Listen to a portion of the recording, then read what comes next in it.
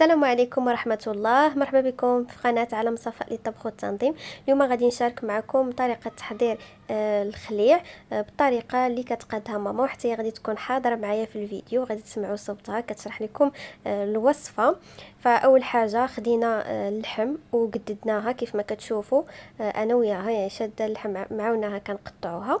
من بعد ما كتقطعوا اللحم رقيقة وكتقددوها كيبقاو التوابل، يعني الشرموله اللي غادي نديرو. فغادي نحتاجو معلقه كبيره عامره ديال الثومه محكوكه، وغادي نزيدو ليها قزبور يابس مطحون، وغادي نديرو الملحه، نديرو مزيان الملحه، وفي الاخير غادي نزيد واحد ربع كاس ديال زيت الزيتون، وغادي نبدا نخلط مزيان هاد العطريه ولا هاد الشرموله هادي، ونحاول انني ندخلها في اللحم باش تشربها مزيان وتلبسها. بعد ما كنخلط مزيان قلت لكم هذيك العطريه مع ديك اللحيمه كندير لها مساج مزيان حتى كتلبس هذاك الشرموله وكتلصق فيها. كناخذ هنايا بواطه وكنستف فيها هذوك الشرائح ديال اللحم، والعطريه اللي كتبقى في البانيو في الاخر كنولي حتى هي كنضيفها وكنخليه ليله كامله حتى كيتشرب هذيك الشرموله مزيان. وهنا قدينا حتى شويه ديال القديد بنفس الطريقه، غير هو كنزيدوا له الكمون والتحميره صافي. حتى هو كنخلطوا هذاك القوام ولا ديك العطريه مع اللحيمه حتى كتشربها، وحتى هي درتها في بواطه بحال داك اللحم اللي غادي نخلع، وكنخليهم يباتوا ليله كامله حتى كيتشربوا ديك الشرموله مزيان. وعاد كنشروهم في السطح حتى كيكرموا ولا كيبسوا مزيان.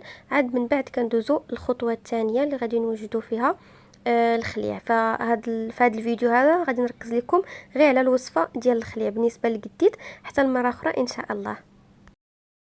الخميس والخميس والله كيدوز الوقت.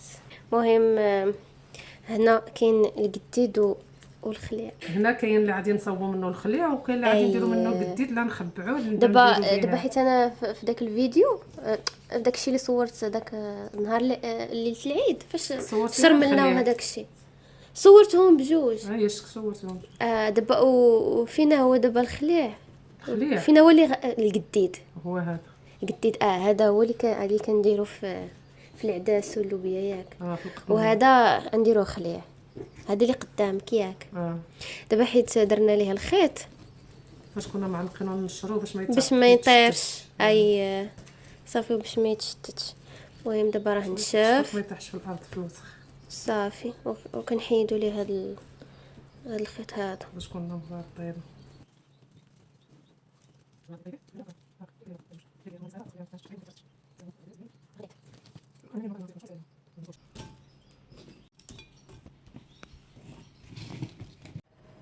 المهم هذا هو اللحم اللي غادي نخلعو. وبالنسبه للشحمه اللي كطيب مع الخليع غادي نديرو حنايا هاد الشحمه هادي ديال التفوار ديال اللحم. فاش كتبقى هذيك الشحمه ديالو كتجمعها ماما في هكا في قرعه. حتى هادي هي مازال جديده، غادي ناخذ غير هاد الشحمه هادي، وهاد الماء هذا غادي نخليوه. هذا ماما كطيب به قطنيه كتقول لي كيدار في القطنيه مع العداس اللوبيا، ولا كيدار حتى في الحريره. مهم بالنسبه اللي ما محتفظش به مثلا هاد الشحمه هادي ديال التفوار يقدر يدير غير الشحمه العاديه هادي اللي كدوبوها. غنزيدكم ماما معلومه اخرى على هاد الماء هذا اللي قلت لكم يديروا به القطنيه. ردوا البال من الملحه، حيت لان داك الماء ديال التفور كيكون مالح. وهذا الشيء اللي كاين هو انت وريهم. فهمتي دابا انت علاش كتفضلي ديري هذه الشحمه ديال هذه؟ كتجيك ساهله حيت مذوبه واصلا محيده من اللحم فهمت. وحتى ملي كتبغي طيبي بها الخليع ولا شي حاجه ما تحتاجي حتى تذوبيها وتقطعيها، كتبقى عندك في الثلاجه ما كيطرى لها والو. بغيتي ديري عاوتاني رغايف بالشحمه كتهزي منها تجيك ساهله. بغيتي ديري شي حوت هكا كواري سردين هكا ديري منها.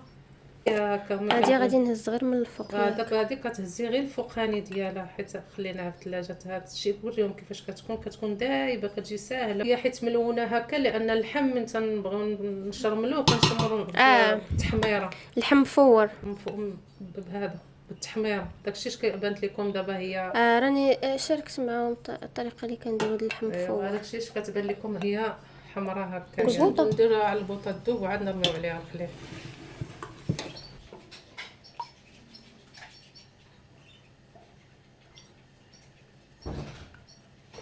من بعد ما دابت هذيك الشحمه كامله، دابا كنزيدو عليها هاد اللحم هذا.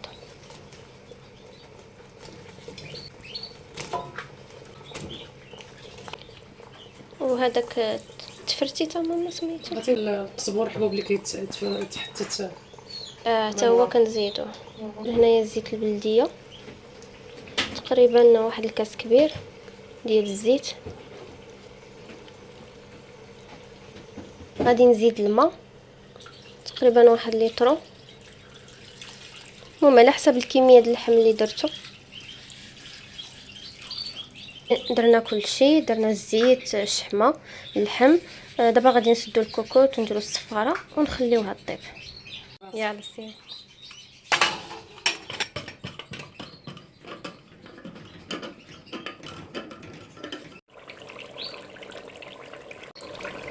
دابا هو وجد. وغادي هذا نبداو نحركوه حتى يتحمر في هذاك الزيت، وداك الماء اللي باقي فيه يتبخر.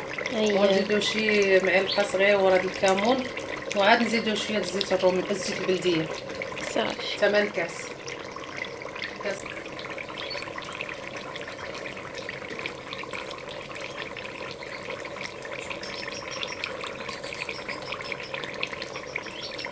واش كنزيدو الزيت هو فيه الزيت؟ الزيت علاش كنزيدوه؟ باش يكون الزيت غالب على الشحمه، باش ملي كتبغي تهزي الخليع يبقى ديما رطب. حيت الا بقات الشحمه اكثر من الزيت كيقصح. ما يبغي يقصح. ملي تبغي تهزي منه ما غاديش يتهز ليك. صافي بصح. دابا انت بقات غير الزيت. وحنا نديرو واحد التجربه باش نتاكدوا. كناخذوا شويه ديال الزيت من المغرب ونفزقوا بها هاد الفاصمه هكا، ونديروها في العافيه. اذا هيا شعلات فيه العافيه بان راه ما بقاش فيه الماء. صافي. صافي. دابا هي اللحم طابت. اللحم طابت. ها هي طايبه. ها هي كتجي فتيه.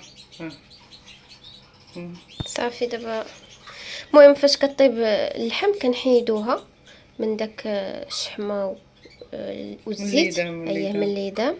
وغادي نستفوها دابا، نخليوها الزيت داك الليدام يبرد شي شويه، وهادو غادي نبداو نستفوه في القراعي. القراعي خصهم يكونوا ناشفين من الماء. اييه ما يكونوش فازين. تزيفوا مزيان وحتى الخشبه المعلقه اللي تهزوا بها تكون ناشفه من الماء، باش بقات فيها شي قطره د الماء راه غادي اغمال. غادي شي صدق غادي يولي يدير الصوفه. يلا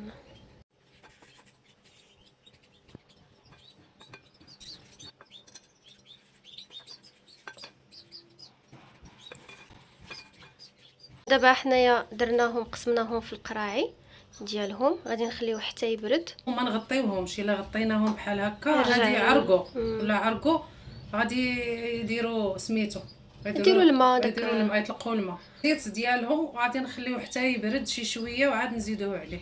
صافي. هانتوما دابا من بعد ما برد هذاك الليدام دابا غادي نكبوه على الخليع.